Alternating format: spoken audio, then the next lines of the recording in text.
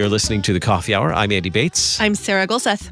And I'm Joanie Harwell. Hey, Joanie, welcome back. Thanks so much for joining us. We have a special series taking a look at the history of KFUO as we lead up to our 100th anniversary celebration. And we thought how fun it would be to have Cousin Joanie come along and help us with this series, telling stories of the history of KFUO as guest co-host, because you have done some work lining up some voices and personalities from KFUO's history as well. So you've been finding all kinds of fun folks to contact and reach out to from our past. Now, obviously, we can't go back to on-air hosts from 100 years ago. But I wish we could. That would be so cool. But that would be weird. But we have some on-air talent and friends of KFUO from probably roughly, the last 50 years or so, joining us for this series, leading up to our special event October 12th as we begin our celebration of 100 years of God's blessings at KFUO. So we're going to dig into our first story in just a moment. Thanks to Concordia University, Wisconsin for supporting the Coffee Hour. You can find out more about Concordia University, Wisconsin at cuw.edu. Live uncommon. Joining us today, a familiar voice you hear here on KFUO on a regular basis, the Reverend Dr. Paul Devantier, producer and voice of By the Way, and a great friend of KFUO, and a personality that you saw a lot around here just a few years ago. Dr. Devantier, welcome back to the Coffee Hour. Well, thank you so much. It's wonderful to be with you. It's good to have you with us this morning and be our first guest in this series leading up to our 100th anniversary. Let's talk about the time that you spent here at the LCMS International Center and with KFUO. When did your time here with the LCMS begin? Well, not quite 100 years ago. I was a student at Concordia Seminary in the late 60s, early 70s, and actually became a part-time announcer on KFUO as a seminary student in the early 1970s. And much to my surprise, when I graduated from the seminary, I was assigned to KFUO. And that was 1972. Became general manager of the station in 1974 and have really stayed in touch with KFUO, full-time, part-time, ever since. So I do cover more than 50 years of KFUO's history. Well, your calling certainly was to KFUO, Paul, and I know I was hired when you were head of communications for the LCMS, and what I always appreciated about you is that you saw each employee having God-given talents that they could move forward with to share the gospel message of Jesus Christ. And I saw that through your whole career. Well, Joanie, I can't say enough nice things about you and everything you've done for KFUO and for the Synod. And it's really nice to be with you this morning. Thank you. So, Paul, tell us more about the capacity that you served in KFUO. What were some of the things that you did over that long time period that you were involved with KFUO? How long is this program? You know, it was really an interesting time.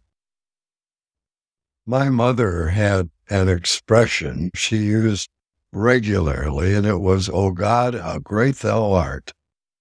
And she would say that, looking at a beautiful sunrise, a beautiful rhubarb pie, a grandchild, "Oh God, how great thou art." And that comes to mind when I think of the years I was privileged to spend with KFUO. Really, from its very beginning, there were individuals committed to taking the message beyond the local congregation and the local family in their home, but to the world. And as I think back to the time I was privileged to be there, there are so many things that would bring a response, "Oh God, how great thou art." The industry of radio has changed, technology has changed, I mean, during my years, we upgraded the AM operation. The FM just really expanded from a small transmitter at the studios to 100,000-watt transmitter, which is the largest available according to the FCC. And we had the opportunity to expand the outreach and reach many more listeners with wonderful programming. I became general manager when KFUO was celebrating its 50th anniversary, but it was kind of a time of transition and no special celebration was planned. But we did one for the 55th in 79, and that was a wonderful opportunity. The 80s and the 90s brought so many changes in technology. The internet, of course, has made such a big difference for KFUO. And I admire you, Andy and Sarah and Joanie, for your much better understanding of technology than mine. In fact, Andy and I talked a little bit yesterday about technology. And I'm old enough to remember the time when if you wanted to talk to someone, you could dial on the telephone. I understood that technology. It worked pretty well. The same was true with sending a note. You drop it off at the post office.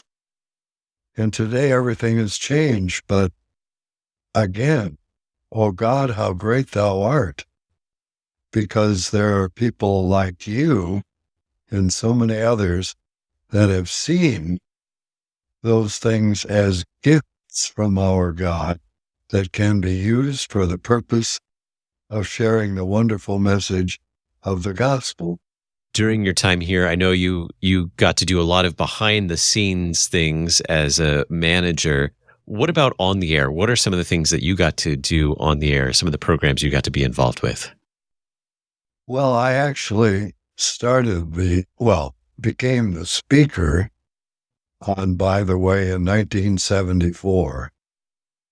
So I'm celebrating 50 years of doing that program, and by the grace of God, still able to do it. But there were other opportunities as well.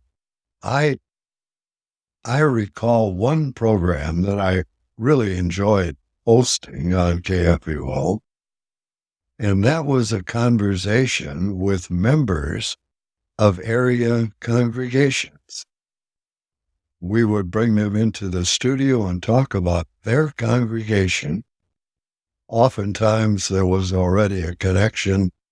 Perhaps they broadcast their Sunday morning service on KFUO, but I enjoyed meeting some of the people who were really part-time employees of KFUO, promoting it, happy to talk about it, and happy even to appear on the air. That was a wonderful opportunity.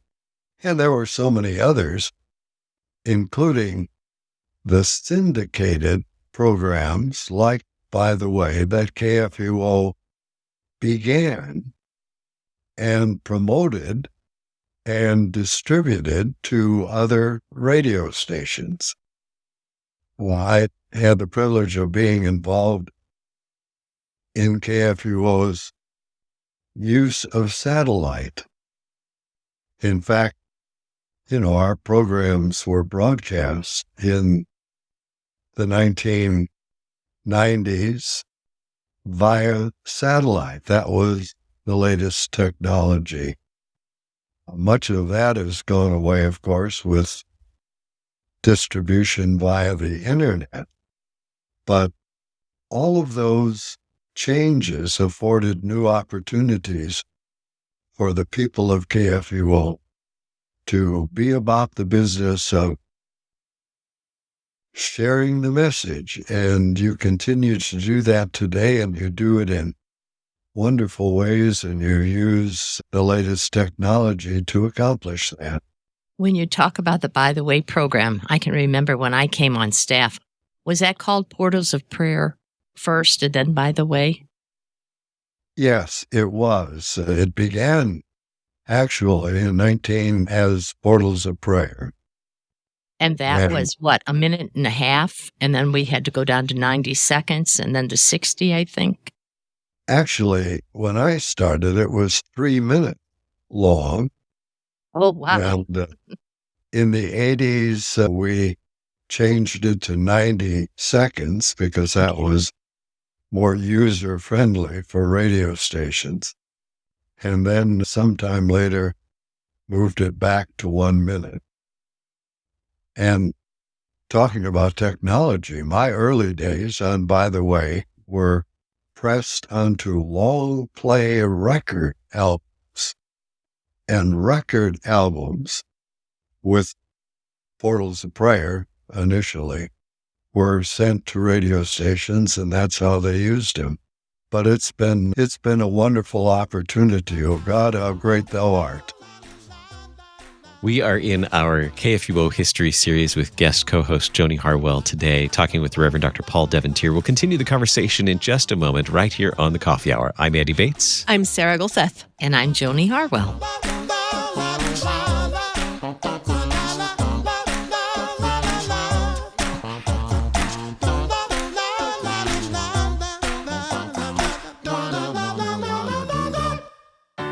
At Concordia University, Wisconsin, we believe you were created for a reason: to use your God-given gifts to help others, to live a life of self-sacrifice in a me-first world, to live a life that's uncommon. Whether you're taking one of 50-plus online programs or learning with us in person on the shores of Lake Michigan, you'll be equipped to make an uncommon impact. Learn more at cuw.edu. Concordia University, Wisconsin. Live uncommon. Welcome back to the Coffee Hour. I'm Andy Bates. I'm Sarah Gulseth. And I'm Joanie Harwell. We are in our KFUO History series leading up to our 100th anniversary celebration beginning in October. Our guest today, the Reverend Dr. Paul Devantier, producer and voice of By the Way, and a longtime friend of KFUO and former on-air talent and manager, served in a number of capacities here at KFUO. Let's talk about some of the significant events that took place during your time here, Paul, and some of the history of KFUO during that time. There was a pretty significant event that took place, I believe, what was that, in the 80s? Is that correct? Are you talking about the litigation? Yes. Yeah. Yeah, that actually began January 1, 1990. And it was finally resolved in December of 1998. Wow. And that was, perhaps the most trying time for me and for all of the employees of KFUO. It was a time of great uncertainty. It was alleged that we were discriminatory in our hiring practices. Seminary students who once were regular part-time employees of KFUO, according to the FCC, were no longer able to do that because the student body was not diverse enough. Quite a number of proposals came our way for settling the dispute, costing large sums of money. We couldn't abide even considering those sorts of things because we believed that we were not guilty of discrimination. What the case finally became was a case of religious discrimination. The federal government said to KFUO that we violated federal law by giving preference to Christians to work at the radio stations for jobs that the FCC believed were not religious in nature. So it became a religious freedom issue. And after almost 9 full years, the case was finally resolved fully in favor of KFUO and what it had done historically. In fact, one of the judges said there was not a scintilla of evidence of racial discrimination, but that judge sided with the FCC in saying we were guilty of religious discrimination. It really became a landmark religious freedom issue that benefited all religious radio stations in the United States, and one that we can celebrate to this day. In fact, it's now 25 years since that case was resolved. 1999, one of the many smaller anniversaries that KFUO might celebrating in this year of 2020. Difficult time. Staff members were not certain of their employment, whether the radio stations would even exist in the future. Washington, D.C. became my home away from home. Deposition, hearing, and some contact with legislators in the United States Congress and Senate that could help us in the cause. In fact, there was legislation, draft called the Religious Equality in Broadcasting Act by a number of senators and congressmen, some of whom were members of the Lutheran Church Missouri Synod, to try to resolve the issue with legislation. Fortunately, that was not necessary, but finally the Federal Appeals Court in Washington, D.C. ruled fully in favor of KFUO, and the case was over, and we all breathed a big sigh of relief. We did indeed, and I remember going to the National Religious Broadcasters Conventions while we were battling that, as well as when the decision was made, and numerous small radio station owners came up and thanked us because it was a landmark decision, and they were fearful of what would happen to their radio stations if this went the wrong way. And the National Religious Broadcasters Association was very helpful to us in that process.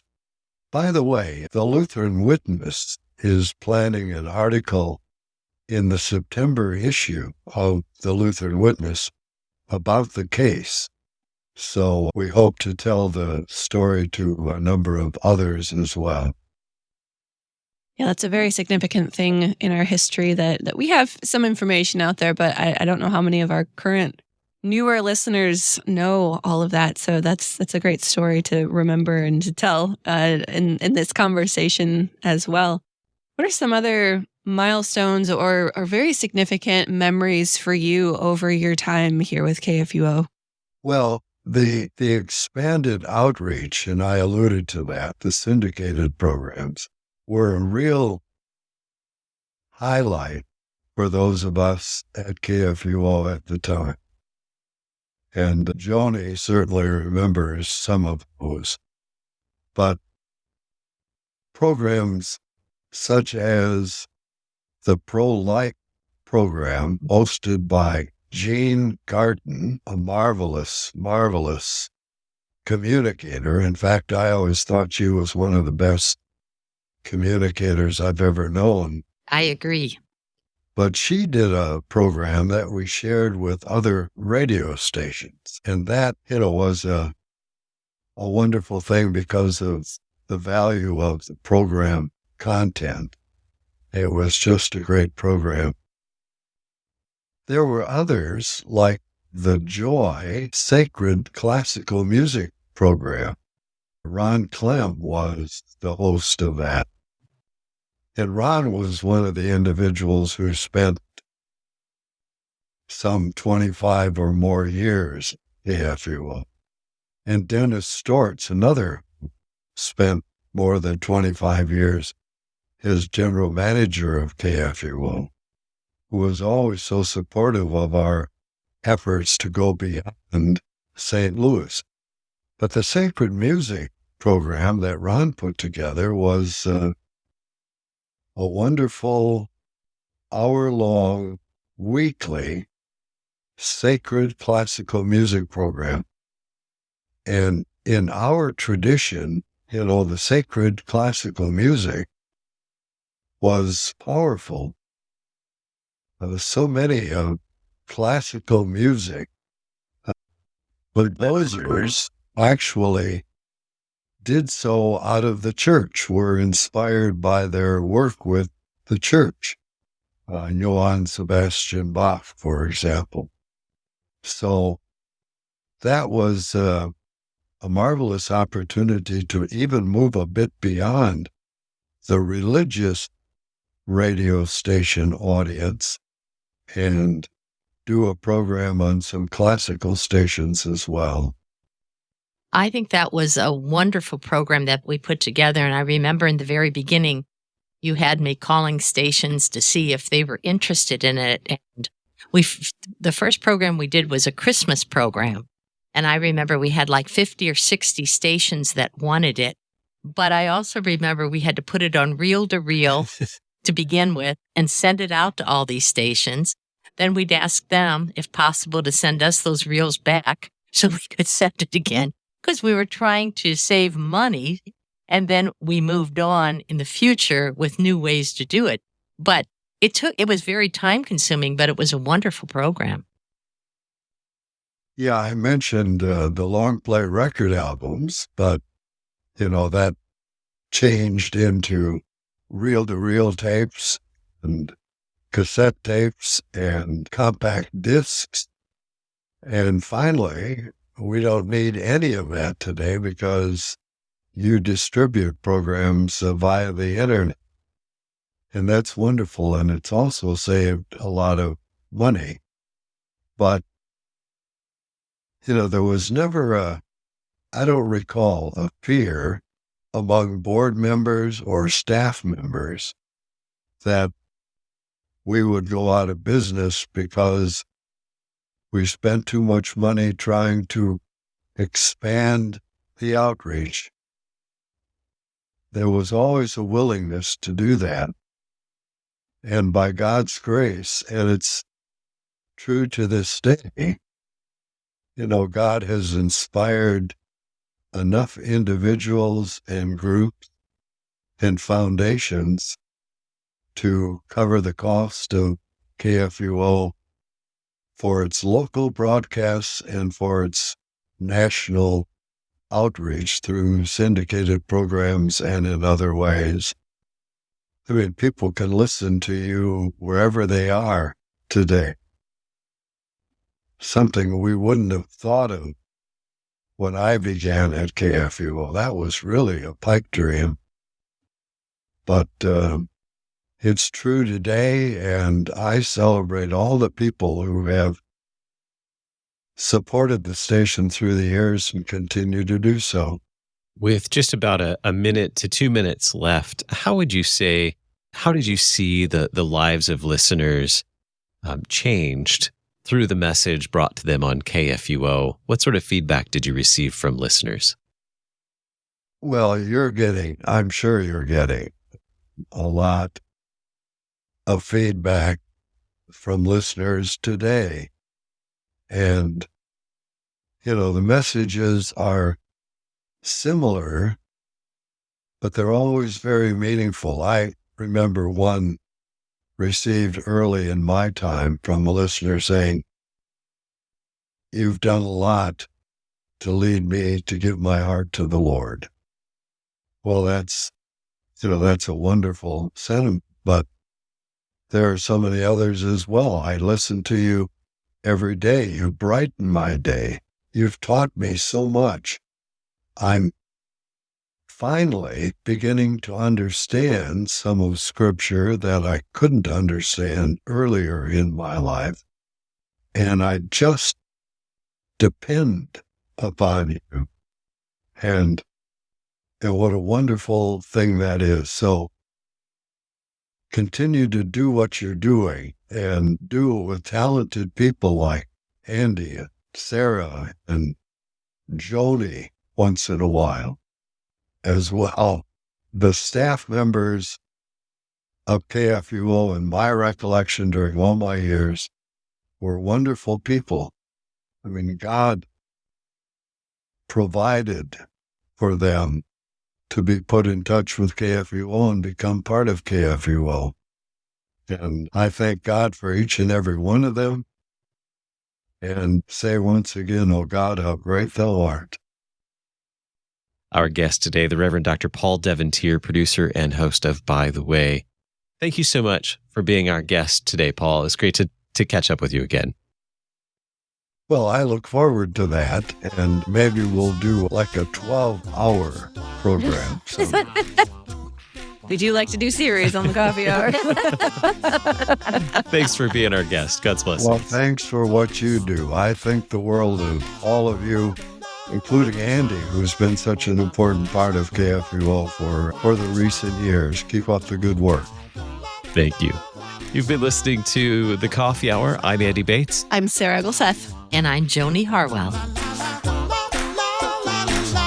The Coffee Hour with Andy and Sarah is a production of KFUO. To support the Coffee Hour and KFUO Radio, visit KFUO.org. You can also text KFUO to 41444 or send an email to gifts@KFUO.org. And you can call us at 800-844-0524. KFUO. Christ for you, anytime, anywhere.